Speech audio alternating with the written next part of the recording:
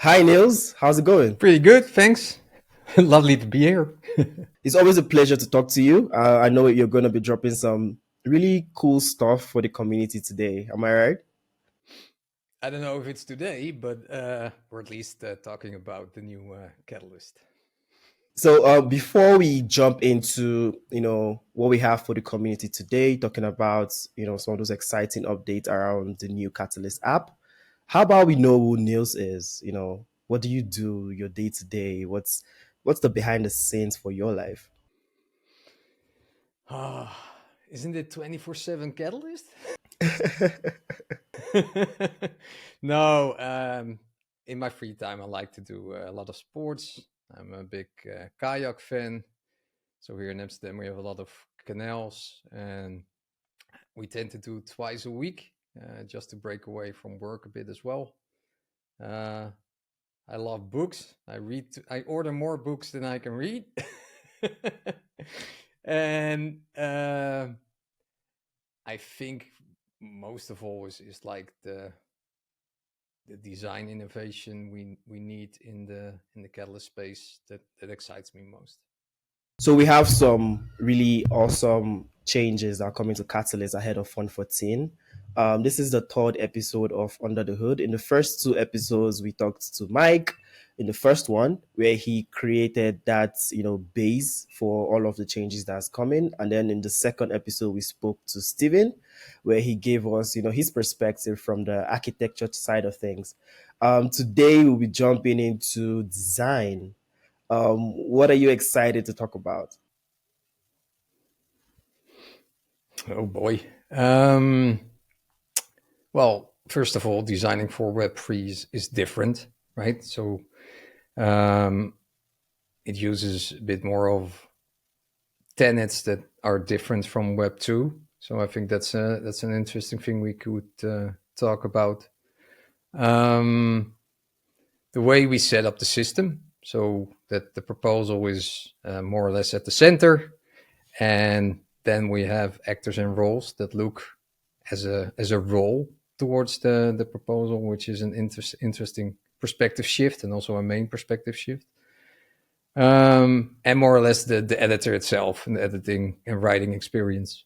I think we did a lot of optimizations there, although if you compare it to ID scale, it might be low hanging fruit, but I think it's exciting to bring that stuff together.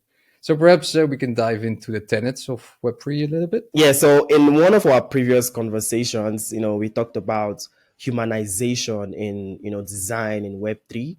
I know that's something you want to tie back to some of the design elements for the new Catalyst app. But how does that all come together, the humanization process and designing the new Catalyst app? What could the community expect when it comes to this particular tenet? I think it ties into design principles. We have like the Web3 tenets itself, which is like it's data centric. So it's like the proposal at the center, but then is actor empowerment, which means that you kind of look at what people actually need and want to do. And the third main principle is privacy by design. In today's Web 2 world, you have to step into the walled garden of somebody else. You have to sign in to their terms of services and agreements. In Web3, that's a bit different. Although we have to transition from the old to the new, so we can't leave behind everything at one step. But I think thinking about uh, not users but actors, so people actually doing something in the system is a big step in humanization. But also thinking about the impact of what we're building and what's the actual impact in people's lives.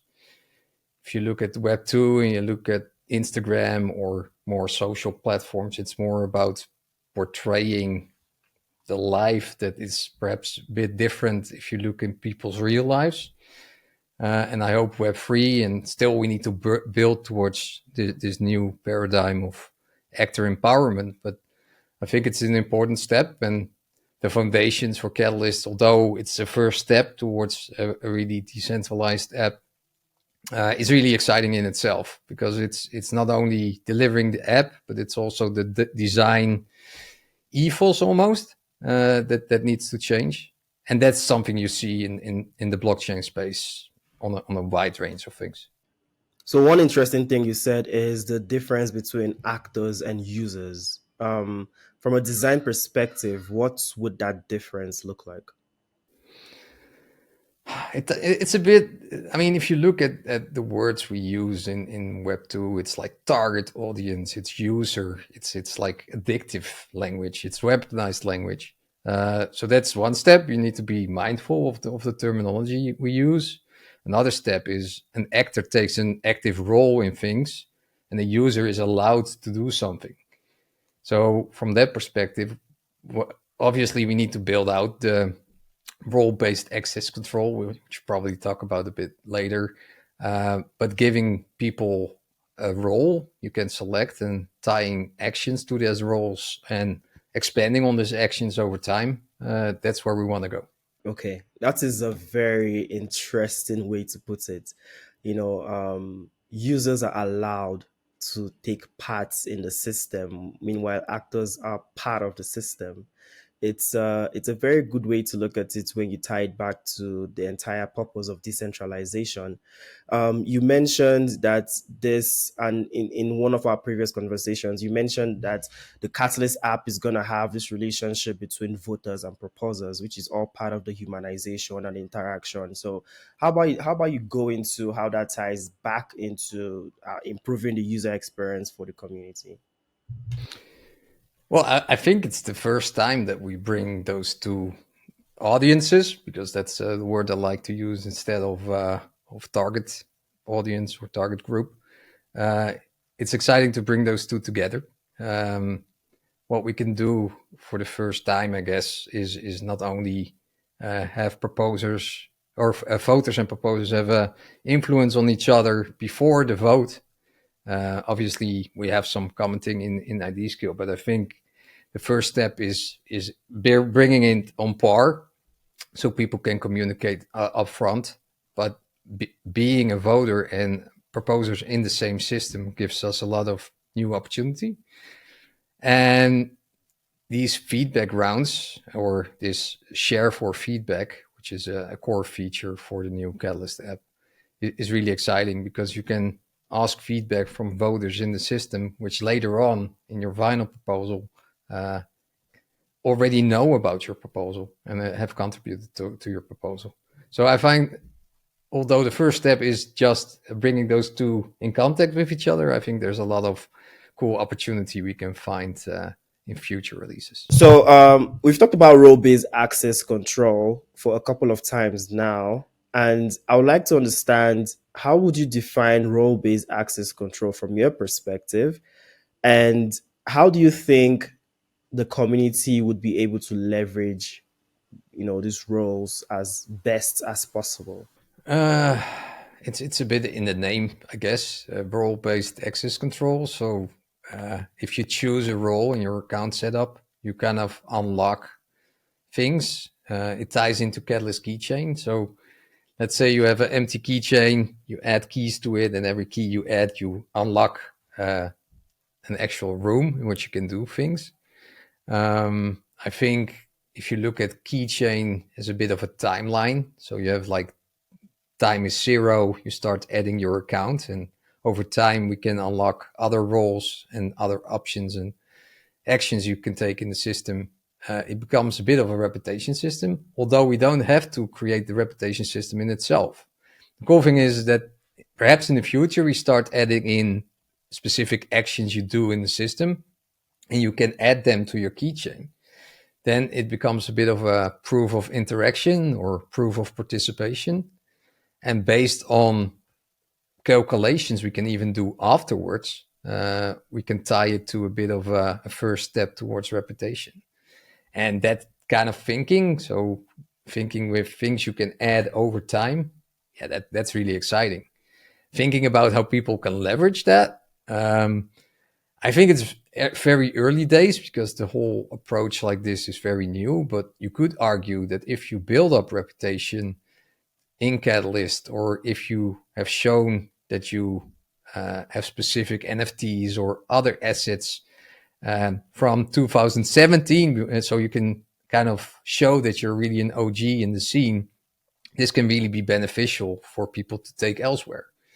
I don't think the Catalyst keychain as a product is something we're thinking about already, but I think it has the potential to grow in something very valuable, and especially the line of thinking is very interesting for the community to look at and perhaps incorporate in their own systems. So I was speaking with a wise man was once told me that transaction is a result of human interaction. Woo! Um, I don't know who that was. from what you've said so far about the keychain and the role-based access control, it sounds like the Catalyst app is going to create the opportunity for there to be interaction between the different roles within Catalyst. How do you think that's going to improve quality of transactions? I think we need to do a couple steps back. I think in the space there's a lot of focus on transactions in itself, right? We focus on how many transactions are happening on the blockchain, but the question, and it ties into the humanization of Web3 altogether, right? Is if I'm in a restaurant, I don't think about my wallet, right? I think about the experience, and I think about okay, we're done. We're gonna go to the next thing, and I want to pay, and I want to pay as easily as possible. But the experience was the actual dinner, right? That's where the focus needs to be. So if you transpose that and say transactions are a result of meaningful human interaction, and you should focus on meaningful human interaction and explore that, how people can participate in the system or in the network. And if we can come up with new ways of how people can contribute, then you can think about moderators, you can think about moving proposals between teams. And this is all a bit too much for the first upgrade of the Catalyst app, but I think that's where the actual transactions will come from, because you can imagine that that's a specific feature or that's a specific template you can download, and perhaps there's even some revenue potential there. So I think we tend to think about the transactions first, and then let's come up with something that we can pay. But I think we should focus on the interactions, and then the money will follow. So that's all very interesting. Understanding that the new Catalyst app is going to focus, or is already focused on, the human interaction side of things, the humanization aspect of design, and then tying that back to improving the experience for the community. I think is something that the community is going to love. Getting away from idea scale, having like a native app that has all of those design elements that makes it easier to use. I think that's something really awesome. Obviously, I hold it just long enough. Fantastic. So we are having the new Catalyst app ahead of Fund 14, and there's a lot of features that are going to be, part of this new app that the community should be looking forward to. But we also know that feature delivery is not always value delivery. So what is going to be what is going to be the guarantees that these features are going to give the community the best experience and the best value as well? Yeah, I mean the thing is we need through Web3, through like decentralized design. It's a bit more difficult than normal Web2, right? Having a centralized server, bringing some data together, do some calculations on data on a centralized database is quite easy.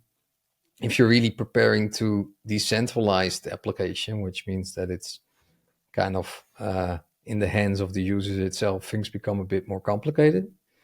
I think with the steps we've taken towards the new Catalyst app, we're kind of building the foundations. So I think we still have a lot to discover, but I also hope with this first F14 release that we can start the discussions with the community and how we can improve and what we need to improve. And that's for me the most exciting step, is that we can finally start showing a release and then start iterating against it. Awesome. So far we've talked about the exciting features that the community should be expecting ahead of Fund 14. Talked about some humanization in design. We've talked about the decentralization of it all, and most importantly, the interaction that is going to provide that better experience for the community. Is there any final words you have for the community before you leave us today? I think from a writing perspective, right, in the editor of proposals, being able to jump around quite easily, having some guidance, information in context, bringing what's like what I call the 10-kilometer or mile long form into something that's more cohesive and something that we can have better control over is the value delivery we're looking for at the moment. Especially the discoverability of proposals is highly improved in the discovery space, and moving towards the future because in Fund 15 we will bring in the voting features.